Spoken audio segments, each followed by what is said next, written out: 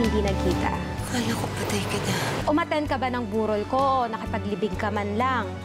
Relax! Bago ka tumakas sa ibang bansa, siguraduhin mo munang patay talaga ako. Yan tuloy, daig mo pa ang nakakita ng totoong multo. Isisiwalat ko sa media ang lahat ng ebidensya na hawak ko laban sa'yo. Ano ba kasing gusto mo? Si Catherine, hindi ko ibibigay sa'yo ang anak ko. Iyong iyo ng anak mo. Gusto ko humingi ng tawad sa inyo. 12 million pesos. Tanggapin mo na, Scarlett. Alam ko naman mukha kang pera eh. Hindi ko na gusto yung mga paglalabas mo. Kaya simula ngayon, grounded ka na dito. Lasing ka po ba? Kaya ka nagjo-joke? Hindi ako nagjo-joke. At kahit saan ka magpunta, magpapaalam ka sa akin. Hindi bagay sa'yo maging strict. Catherine, grounded ka! Sinabi ni! Yung address niya, building niya yan. Talaga palang mayaman na si Isabel. Siguro pinagplanuhan niya yung pagbabalik namin. Kaya niya nagawang takutin si Scarlett. Kailangan ko siyang makausap para patahimikin niya yung pamilya namin. Yung unang inutusan ko, pumalya. Magbabayad ako kahit mahal. Patayin mo lang ang babaeng to. May connect ang babaeng ito. Kaya kung ano man ang balak mo kay Isabel, huwag mo nang ituloy. Yun, ay kung mahal mo pa ang buhay mo. Nandito na yata yung solusyon para makalabas na ako dito.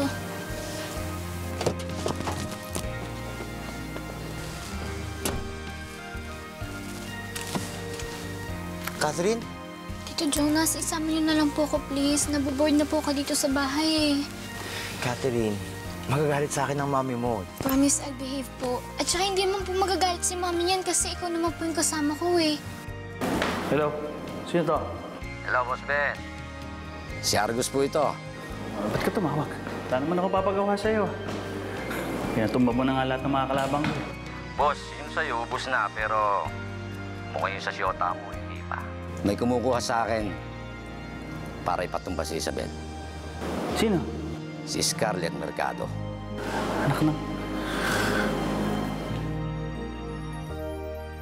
Oh, do you need help? Ay, madam, no, ha? It's okay. Hindi, May tutulungan na kita.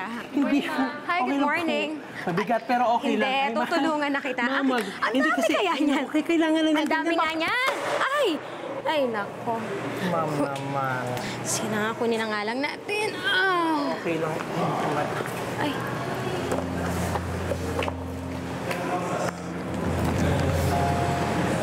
Jonas. Tama nga ako. Buhay kay Isabel.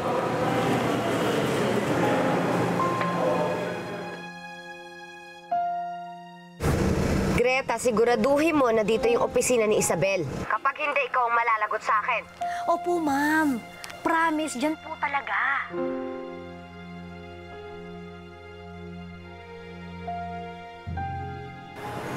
Ang akala ko talaga wala ka na. Bakit kasi iniisip niyo na patay na ako? Sino ba nagsabi sa inyo? Si Scarlett? Isabel, may mga sinabi sa akin si Scarlett. Kung ano man yung mga pinaplano mo, please lang. Labas ka na doon, Jonas. Kung ayaw mong madamay, layuan mo si Scarlett. Hindi pa naman yata kayo kasal eh, so pwede ka pa umatras. Jonas, busy akong tao. Kung wala kang sasabihin na importante sa akin, pwede ka nang umalis. Nagbago ka na nga, Isabel. Yan ba naging epekto ng pera sa'yo? Naging mapagbataas ka. Mapanglait. Nasaan yung Isabel na nakilala ko nun? Yung Isabel na mahal yung anak niya. Na handang gawin ng lahat, isuko man ang buhay para sa bata.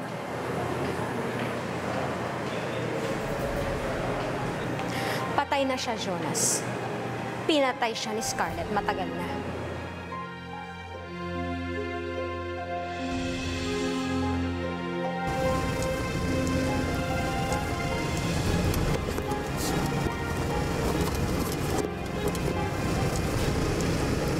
Akong tatapos sa'yo. Manda ka sa akin, Isabel.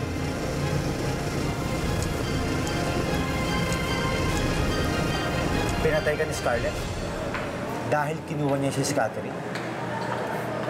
Isabel, anak niya yung batang yun. Wala kang karapatang magalit kay Scarlett dahil wala kang karapatan kay Catherine. Bulag ka na nga siguro, Jonas. Na kahit si Scarlett, papakasalan mo talaga. Hindi mo makita yung totoong kulay niya. Ikaw yung nananakot sa kanya, di ba? So, sino yung nagbago ng kulay, Isabel? Sino yung nagbago ng pagkatao, ng ugali? Isabel, kung galit ka sa akin dahil iniwan kita noon, kung hindi ko man tinapos kung ano mang meron tayo, I'm sorry. Pero sana tigilan mo na si Catherine. Ako rin naman nakamove on eh. Nakamove on ako sa bata, nakamove on ako sa'yo.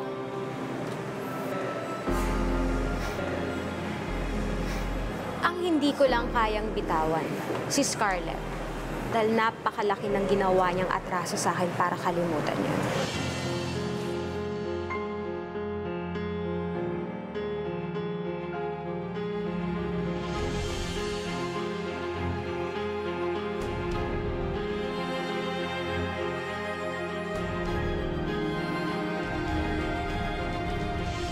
Good day, ma'am. Please come in.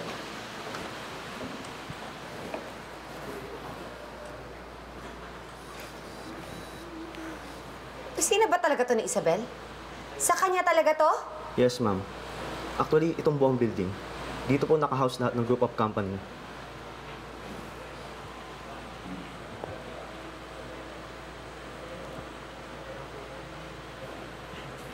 Can I offer you anything? No, I'm okay. Excited lang akong surpresahin si Isabel. Grabe, no? Ang laki na talaga ng pinagbago ni Isabel. Biro mo, ang buong akala ko, patay na talaga siya. Hindi po, ma'am.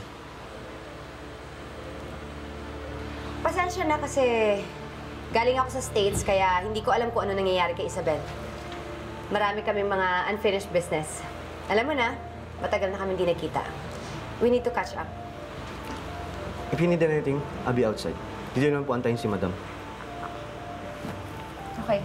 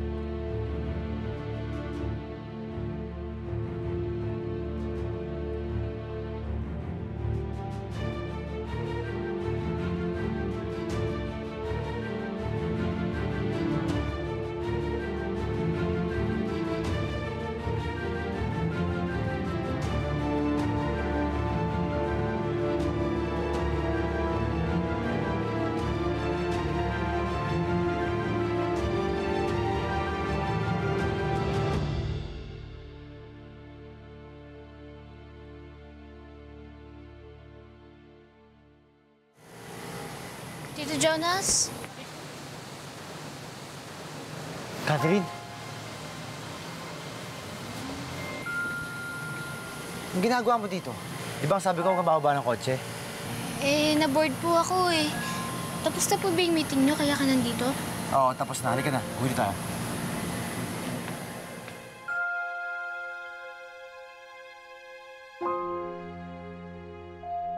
Hindi mo na ba ako naaalala? Nagustuhan mo ba yung una kong regalo ko sa'yo? Natatakot ka na ba? Sino nagsabi sa inyo na birthday ko ngayon? Kayo po si Ma'am Isabel, di ba po? Hindi mo ako maiiwasan, Scarlett. Matatakotin ka rin pala?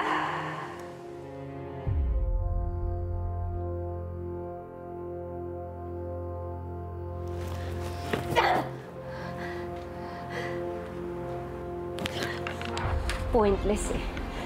Pointless kung babasagin ko yan.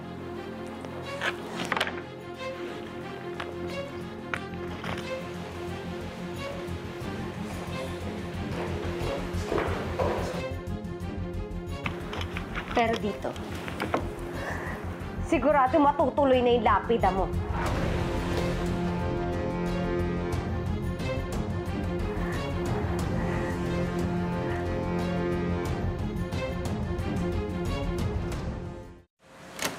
Hi, ma'am. Good morning. Hello, Miss Scarlett. Sino ka? Nasaan si Isabel? Kanina ko pa siya hinihintay dito, ah. Actually, kanina ka pa din niya tinitignan. Saan? Nasaan siya? Nasaan si Isabel? Ha? Well, My madam is right there. Hi, Scarlett! Binisita mo ako dito sa office ko. Na-miss mo ba ako agad?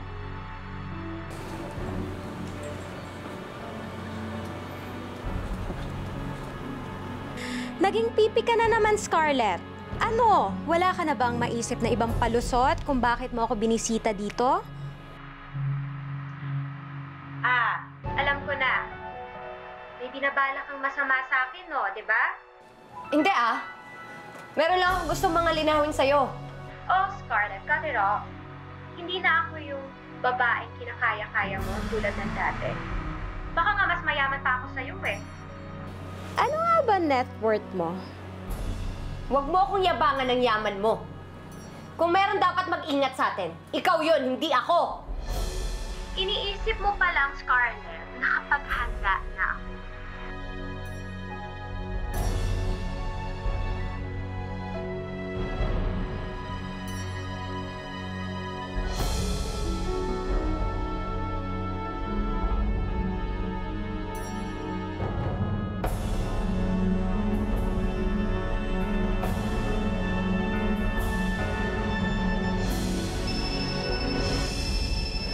Hello, Benedict. What? Gusto ko ipapatay ni Scarlett? Nakakatawa talaga siya. Hindi pa rin siya sumusuko, ano? Basta mag-ingat ka dyan, ha? Papunta na rin ako. Trust me, mamaya tatawagan kita uli, ha? Baka mainip kasi mga bisita ko. Sige.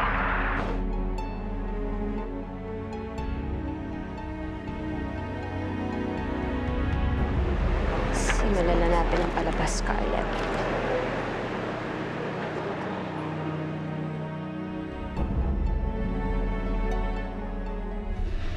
Scarlett, Scarlett, Scarlett. Huwag ka nang umasa na makakaisa ka pa sa akin. Ang yabang mo. Akala mo kung sino ka, nagkapera ka lang? Ha? Kung talaga mayabang ka, lumabas ka! Harapin mo ako! Masyadong primitive ang gusto mo mangyari, Scarlett. Akala ko pa naman, magaling ka. Pero paatras ka pala mag-isip. Lalo mo lang pinapatunayan na mas angat ako sa'yo. Moka? Paalisin mo nga yung ilusyonadang yan kasi ayokong may nagkalat na daga dito sa office ko. Huwag mo kong hahawakan. Gusto mo una makatikim kaysa sa madam mo? Ha? I'm scared. Walang sabi nga ni madam, you have to go. Chupe. Go. Ay, wait, Scarlett. Yung baril ko nga pala, pakibalik. Nandyan siya sa loob ng bag. Wala akong baril. Wala akong baril! Ma'am, akanin po ang baril. Wala nga akong baril, sabi! Ano ba? Akin yan! Ano ba? Sigurado ka ba sa gusto mong sabihin, Scarlett? Baka hindi mo alam na naka-record lahat tong usapan natin. And right now, pwede kitang kasuhan ng frustrated murder. Sabi ko naman sa'yo, Scarlett, una lagi ako sa'yo.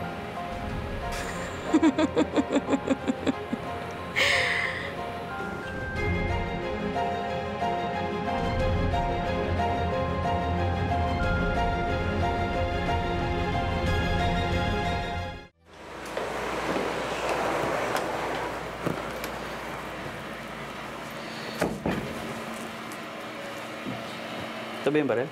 Yes, sir. That's a very stupid move. Oo nga eh. Binalaan ko na nga siya eh. Sinabihan ko na. Akala niya, pwede ka pa rin niyang banggain, ano? Isabel, hindi mo pwedeng palagpasin ang ginawa niya sa'yo. Oo nga. May suggestion ka ba? Actually, meron. May naisip ako habang paalis siya. But it's nothing serious, ha? Gusto ko lang maramdaman niya na nag-i-illusion lang siya na kontrolado niya lahat. Kasi tayong in control. Tara, sumama kayo sa akin.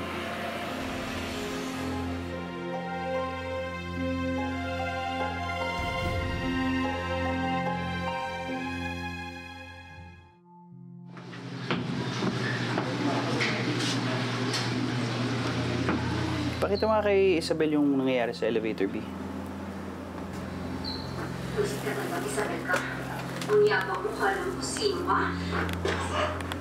Hello? Maintenance? Yes. Pakihinto nga yung elevator B. Gusto kong huminto siya.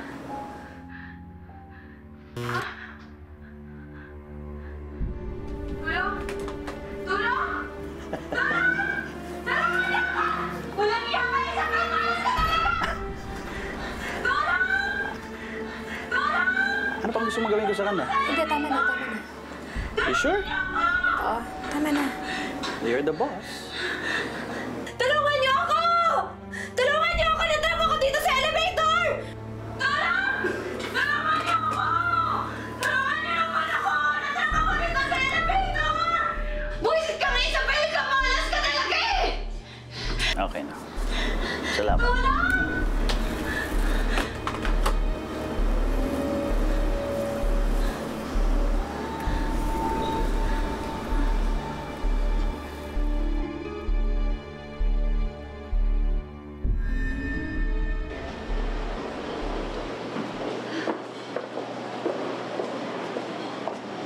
Ning, first time mo, ganyan din ako ng first time ako sumakay ng elevator.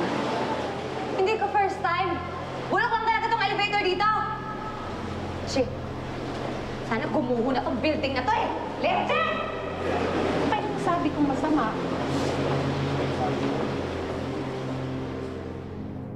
Madam, nakakaya naman kay Sir Benedict at ako pa talaga ang sinabay niyo dito. Hindi, ayos lang yan. Kasi hindi rin naman siya mahiwalay sa motor niya eh. Alam mo, grabe, madam, kanina. Nakakaloka. Biruin mo, may baril pala siya sa loob ng bag niya. Alam mo, kung pinatulan ko siya, tsugi na ako ngayon. Siyempre, hindi ko naman naahayaan na masaktan ka niya. Nanonood pa nga ako the whole time, di ba? Madam, alam ko naman yung init ng dugo niyo sa isa't isa ni Scarlett. Pero, yung pogi kanina, may galit ka din ba sa kanya? Gawa ni Scarlett? Iba ang galit ko kay Jonas. Dahil ba mag-ex po kayo? Dahil dati naging kami, nagsimula sa pagiging magkaibigan. Natuloy sa away. Tama nga siguro yung sinasabi nila, Mama, no? Friends can't be lovers and lovers can't be friends. Ay, sayang lang. Wapo pa naman yung ex nyo, Madam. Kasi pag ikukumpara ko yung past at present nyo, si Jonas, parang papaliguan ka niya ng pagmamahal. Si Sir Benedict naman, parang ibabalanda ka sa pader bago kanya paghahalikan. Ikaw mo ka, ha? Huwag ka magbibiro ng ganyan pag sa harap ni Sir Benedict mo. Ako, iba pa naman yun. Minsan, binibigyan niya ng kahulugan yung mga bagay-bagay. Sure, Madam. Shocked lang talaga ako kay Sir Benedict. Parang, baka naman ako yung ibabalanda niya sa pader kapag magjo-joke ako ng ganun sa kanya, di ba? Pero in seriousness, Madam, nakita ko kung paano si Jonas sa'yo kanina. Parang hindi pa din siya nakag-get over sa inyo.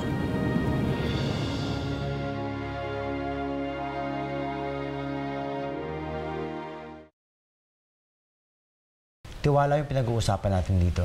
Catherine, alam ko bata ka pa, pero dapat ngayon pa lang pinapahalagahan mo na to. Pumayag ako na sumama ka sa akin dahil nangako ka sa akin na hindi ka lalabas ng kotse. Tito Jonas, papagalitan niyo po ako para lang dyan. Lumabas lang naman po ako para sundan ka eh. Exactly. Delikado na lumabas ka ng kotse. Bakit po ba? Dahil po ba sa pinuntahan niyo kanina? Eh, sino po ba yung ka-meeting niyo? Hindi importante kung sino siya. Ang sinasabi ko dito, gusto ko maintindihan mo na mali yung ginawa mo. Na sumunod ka pa rin sa akin at lumabas ka ng kotse. Ano? Di ba sinabi ko huwag ka lalabas ng bahay? Scarlett, iba to sa iniisip mo. Anong iba? Eh, narinig nga kita. Mami, makinig ka muna. I'm done listening. Magpapalusot ka lang. Pumunta ka doon sa kwarto mo at magkulong. This is unfair. Nothing's fair. Kaya sumunod ka. Scarlett, pwede ba? Tama na, huwag mo siguan yung bata. Simula nang napunta tayo dito, ganyan ka na. Mas okay po sana wala kang pakialam sa akin eh. Ano bang nangyayari sa'yo, Mami?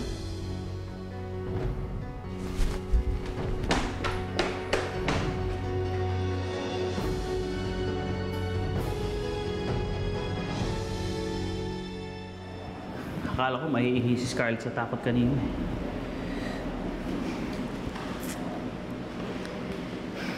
Ibang takot ang gusto kong maranasan niya. Yung takot na alam niya na ako ang may gawa. Mukhang may plano ka nang gagawin, ano? Ano?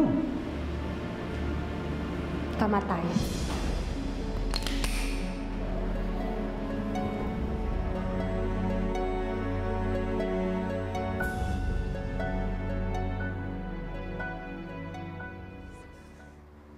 May binabala kang masama sa akin, no?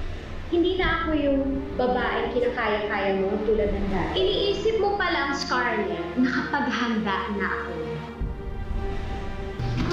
Tulong! Tulungan niyo ako! Walang iya ka! Isabel! Tulong!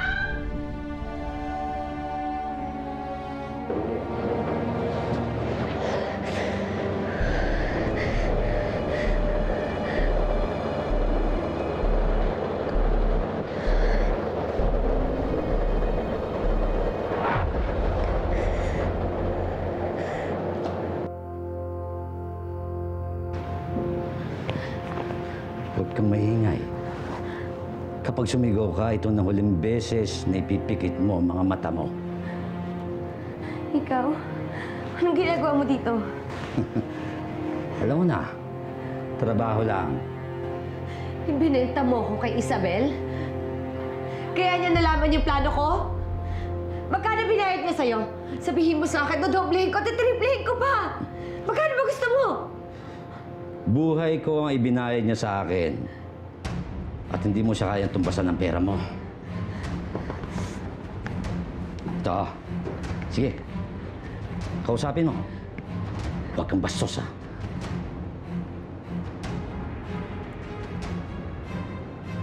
Isabel, siguro naman ngayon alam mo na kung ano ang kaya kong gawin. Kaya kitang papatay ngayon din. Isabel, pangako, hindi na ako uulit.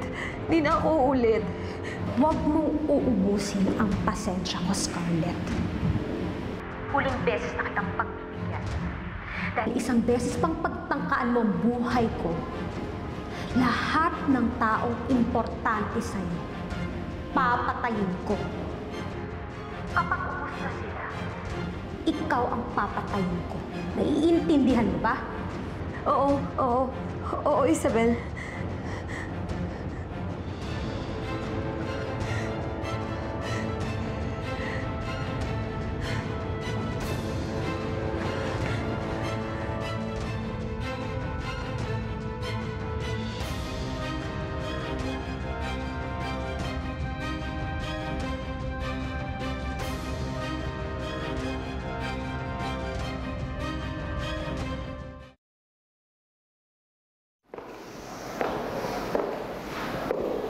Mukhang ilang linggo ka nang hindi ginugulo ni Scarlett, ah. Naisip ko tuloy kung sobrang bait mo o sobrang vicious mo. Bakit naman? Mabait. Kasi binuhay mo pa siya eh. And on the other hand, binigyan mo pa siya ng isang bagay na ikakatakot niya habang buhay. Yung anytime pwede mo siya ipapatay.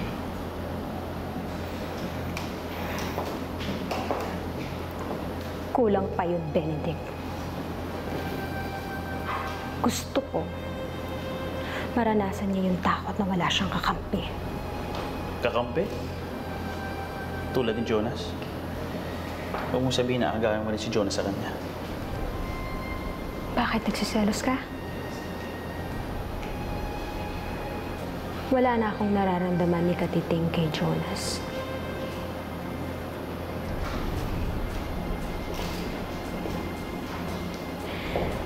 Sinira niya ang tiwala ko sa kanya. Kasabay ng lahat ng nararamdaman ko sa kanya. Ang sinasabi kong kakampi ni Scarlett ay ang pera. Kapag wala siyang pera, wala siyang kapangyarihan. At yun ang dapat mawala sa kanya, ang pera.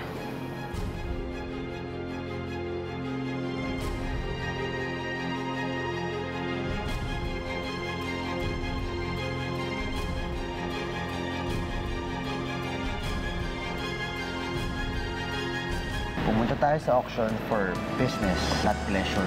Buti pa sa business nag-aalala ka. Pero dun sa sinabi kong pananakot sa akin ni Isabel, wala ka man lang sinabi. Give me one good reason kung bakit gagawin niya pa yun sa'yo. Una, gusto niya makuha sa atin si Catherine. Pangalawa, hindi pa rin siya nakaka-move on sa'yo. Okay ka lang ba? Malamang sasabihin mo na wala na sa'yo yung nakaraan. Pero yung makita mo yung magkasama yung dalawang tao na nakit sa'yo. Wala ni isang tao makakapanakit sa akin. Lalabanan ko sila ng sabay. For our grand finale, our most prized item for today, do I hear 10 million? 10,100,000, 10,100,000, how about 10,200,000? I want to congratulate you. I guess I can't have it all. Mukhang mahal na mahal mo na lang si Jonas. Alagaan mo siya. Ayaw mo na lang makita siyang bangkay sa harapan mo, diba?